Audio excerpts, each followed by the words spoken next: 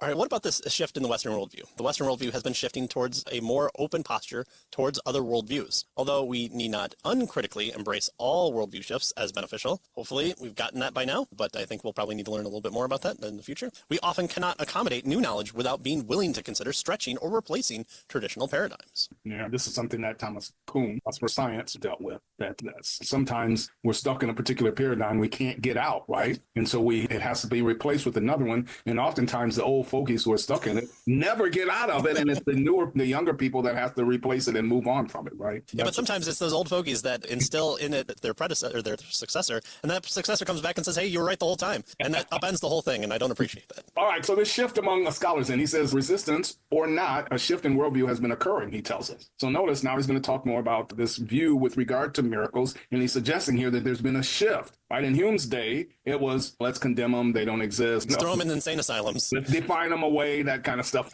He says, so, a shift in worldview has been occurring, and Boltman's once already assumption that no one in the modern world believes in miracles is even more demonstrably false today than when he claimed it. He says, obviously, no one in the modern world believes in miracles. That's what he claimed, right? He said, so Keener tells us that likewise, that he noted in the last chapter, and in this one, the particular arguments once used by, for instance, Spinoza, Hume, and others to form the modern consensus against miracles made sense only on the philosophic and scientific presuppositions of their era, not those of our era. And that's what he's going to pursue here in this particular section. One of the worst things that ever happened to atheism is ideas of the Big Bang, because you don't have a solid state universe. It wasn't existing and always existing. There was a start. Oh man, if there was a start, maybe there was a starter to it. Then you have to divide by your negative I and get a round perspective. But then when you put in the real numbers, then it gets to a point. Oh man, we're back to a point again where we understand things about, we'll just throw in the multiverse. And we don't have any evidence to that, but it just really helps us out with our math to make this the only world where evolution, the numbers work. Because if we posit infinity worlds, then this is at least the one that did work. At least get to one, yeah. Good, we're there.